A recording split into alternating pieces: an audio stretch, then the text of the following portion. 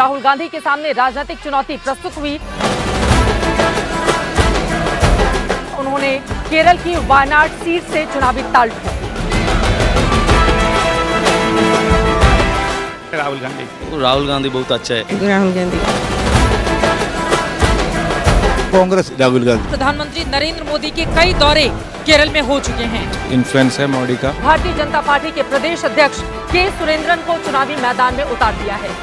BJP इधर चलता नहीं। आनी राजा जीतने के लिए आनी राजा नहीं, बीजेपी नहीं।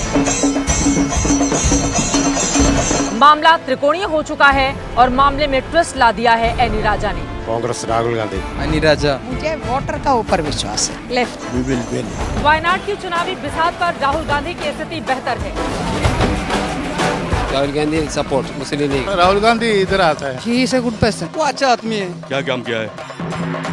नमस्कार, जॉय बाइक रिपोर्टर में आप सभी दर्शकों का बहुत बहुत स्वागत है। आपके साथ मैं हूं चित्रा त्रिपाठी। गांधी परिवार पर जब जब संकट आया, दक्षिण के राज्यों ने संकट मोचक की भूमिका अदा की। इंदिरा गांधी रही हो, सोनिया गांधी या फिर राहुल गांधी, तीनों के लिए ही दक्षिण के राज्य जब जब राजनीतिक मुसीबतें उत्तर भारत से शुरू हुई, दक्षिण के राज्यों ने साथ दिया, संजीवनी बूटी देने का काम किया। दक्षिण के साथ गांधी परिवार के रिश्ते की शुरुआत हुई 1977 में, जब इमरजेंसी हटने के बाद चुनाव हुए और इंदिरा गांधी केंद्र की सत्ता से बेदखल हो गईं। रायबरेली से भी उनको चुनावी हार का सामना करना पड़ा। उसके बाद 1978 में कर्नाटक के चिकमंगलुरु से चुनावी मैदान में उतरी, जीत हासिल किया। 1980 का चुनाव आया, जिसके बाद इंदिरा गांधी ने न सिर्फ रायबरेली से चुनाव लड़ा, बल्कि तब के आंध्र प्रदेश के मेढक से भी चुनावी ताल उनकी ओर से ठोकी गई थी। मेढक को अपने पास रखा, रायबरेली से इंदिरा गांधी ने इस्तीफा दे दिया। उसके बाद साल 1999 में बारी आई सोनिया गांधी की।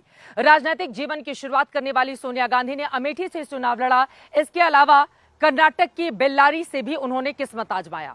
दोनों ही जगहों से जीत हासिल हुई। बेल्लारी सीट छोड़ दिया, अमेठी की सांसद वो बनी रहीं। और उसके बाद बारी आई 2019 की, जब 3 बार के अमेठी से सांसद राहुल गांधी के सामने राजनीतिक चुनौती प्रस्तुत हुई। उसके बाद अमेठी के अलावा उन्होंने केरल की वायनाड सीट से चुनावी ताल ठोकी। राहुल गांधी एक बार फिर से चुनावी मैदान में हैं।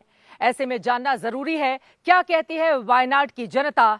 राहुल गांधी यहां पर दिखा रहे हैं कितना दमखम। वायनाड केरल का एकमात्र सबसे खूबसूरत पठार, जिसने सियासी तूफानों में घिरे सूरमा को शरण दी है।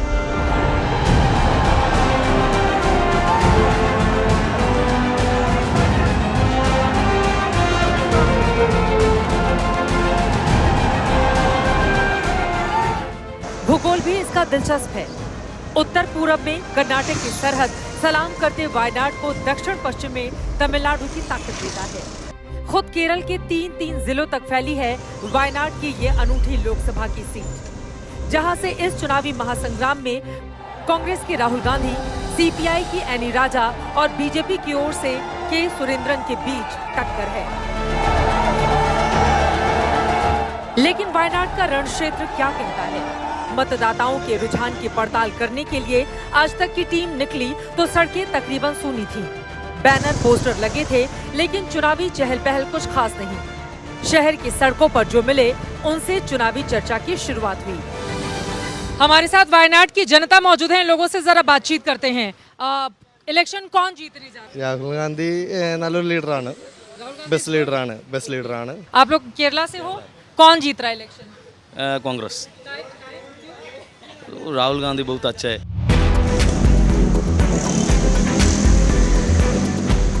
न प्रचार का शोर, न बहुत ज्यादा चुनावी वार पलटवार का जोर। यहाँ वोटर बस यूं ही राहुल को पसंद करते हैं।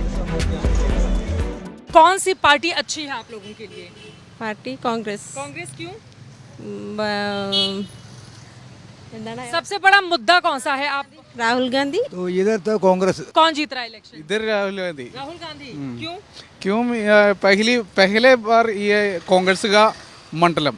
कांग्रेस राहुल गांधी। वायनाड के बाशिंदों को सुने तो no if no but, first and last choice Rahul Gandhi. Rahul Gandhi ने साल 2019 में यहां पर 4,31,770 वोटों से भले ही जीत हासिल की हो, लेकिन इस बार यहां पर मुकाबले को त्रिकोणीय बनाने के लिए दूसरी पार्टियों ने पूरा दमखम लगा दिया है।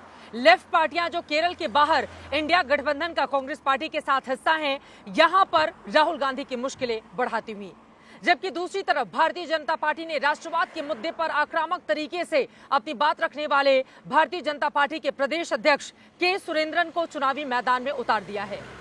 भले ही इस राज्य में भारतीय जनता पार्टी कमजोर दिखाई देती हो, लेकिन राहुल गांधी के सामने अपनी व्यूह रचना में उसने कोई कोर कसर नहीं छोड़ी है।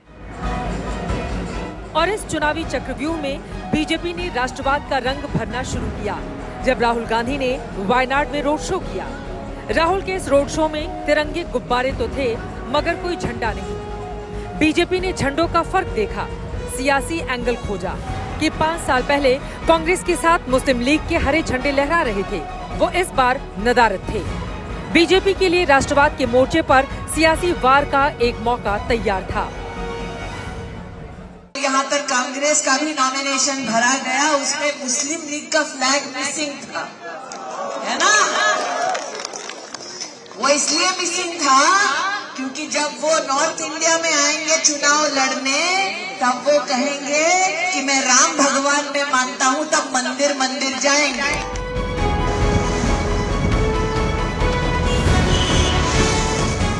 सियासी वार पलटवार एक और, लेकिन वायनाड के लोग भी मानते हैं कि यहाँ कांग्रेस कम, मुस्लिम लीग की ताकत ज्यादा है।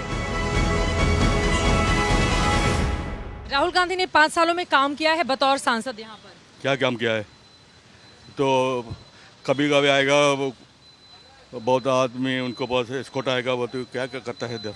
कुछ नहीं करता है, काम नहीं किया है। नहीं किया। लेकिन राहुल गांधी जीत रहे हैं क्योंकि मुस्लिम लीग साथ में है, ऐसा आप बोल रहे हैं? हाँ, मुस्लिम लीग की वजह से, और बाकी बीजेपी और मुस्लिम लीग की वजह से जीत रहा है।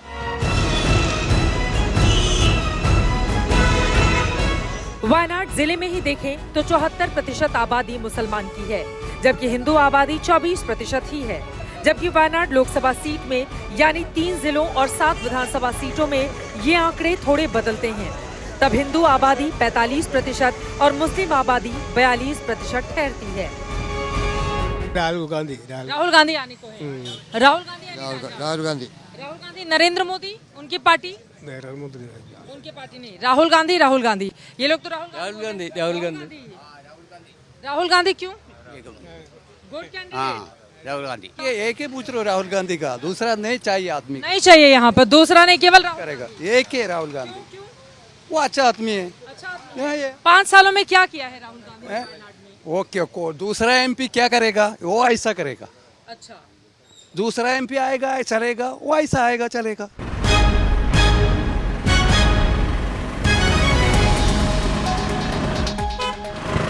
वायनाड शहर में घूमने पर पता चलता है कि यहाँ ज्यादातर लोगों के दिलो दिमाग में राहुल गांधी का नाम है और दीवारों पर बाकी उम्मीदवारों के hoarding, banner, poster. Surendran BJP के लिए राइट चॉइस हो सकते हैं, लेकिन यहाँ पर राजा रानी की जोड़ी ने मुकाबले में ट्विस्ट ला दिया है। आपको बताते चले, सीपीआई के महासचिव डी राजा की पत्नी एनी राजा चुनावी मैदान में हैं। वो बड़े नेताओं में से एक मानी जाती हैं, लेफ्ट के मुद्दों को जोरदार तरीके से उठाती हैं और इसके साथ ही साथ महिलाओं के हक की आवाज जिस तरह से बुलंद करती हैं, देश भर में उनकी अलग पहचान है। इनके चुनावी मुकाबले में उतरने के बाद मामला त्रिकोणीय हो चुका है और मामले में ट्विस्ट ला दिया है एनी राजा ने। हालांकि मोदी सरकार के खिलाफ यूडीएफ, एलडीएफ सब साथ हैं, लेकिन केरल में यूडीएफ के राहुल को एलडीएफ की सीपीआई ने वॉकओवर देने से मना कर दिया है। सीपीआई के नेता एनी राजा इसी सीट से मैदान में हैं। एनी राजा इस वक्त हमारे साथ मौजूद हैं। राहुल गांधी के सामने कड़ी और बड़ी चुनौती दिए जाने की कोशिश आपकी ओर से की जा रही है। मैम, बड़ी टफ सीट आपको दे दी है आपकी पार्टी ने। ऐसा नहीं है, डेमोक्रेसी में हर सीट टफ भी है, हर सीट आसान भी है। तो इसलिए पार्टी ने तय कर रहे हैं तो हमें एज ए डिसिप्लिन्ड कैडर हम पार्टी का आदेश को पालन करना है। लेकिन सवाल ये भी पूछे जा रहे हैं, केरला में आप लोग आमने सामने वायनाड में चुनौती दे रहे हैं, यहाँ के बाहर आप लोग इंडिया गठबंधन का हिस्सा हैं, तो ये क्या है? नो देखो, ये देखना है कि ये इंडिया अलायंस का जो गठन जो शुरुआत हुआ था उसी वक्त पूरा तमाम पार्टियों की पार्टी लीडरशिप के सामने कुछ राज्यों के बारे में बिल्कुल खास चर्चा किया था। उसमें एक राज्य है केरल। बिल्कुल। इधर ये एलडीएफ वर्सेस यूडीएफ बहुत सालों से चल रही है, तो ये कंटिन्यू जारी रखेंगी, यही अंडरस्टैंडिंग था कि इंडिया अलायंस पार्टनर्स के बीच में। तो ये हमारी ऊपर नहीं है, कांग्रेस को सोचना चाहिए और राहुल गांधी को सोचना चाहिए। शायद राहुल गांधी और कांग्रेस नहीं मानती होगी कि मैं भी एक सीपीआई का नेशनल लेवल का एक लीडर हो करके मानती नहीं होगी, इसलिए भी होगा। तो अच्छा, लेकिन आपको लग रहा है कि आप राहुल गांधी को हरा देंगी? न, मैं वोटर का ऊपर मैं विश्वास रखती हूँ। एक आखिरी सवाल, के सुरेंद्रन बीजेपी की ओर से उम्मीदवार हैं, वो प्रदेश अध्यक्ष भी हैं, वो कितनी बड़ी चुनौती देंगे? न, केरल की धरती जो फूल खिलाने वाला, कमल की फूल खिलाने वाला धरती नहीं है। ये हर वक्त ये धरती डेमोक्रेसी का है और सेकुलरिज्म का है।